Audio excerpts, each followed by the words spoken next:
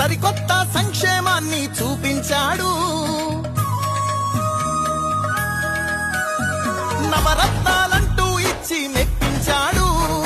తల వంచిన ఆంధ్రుల కీర్తిని నిలబెట్టాడు.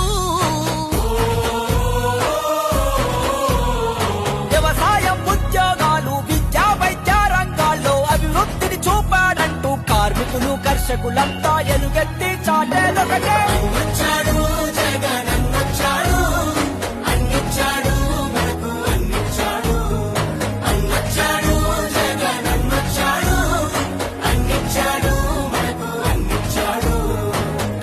కట్టా నుంచి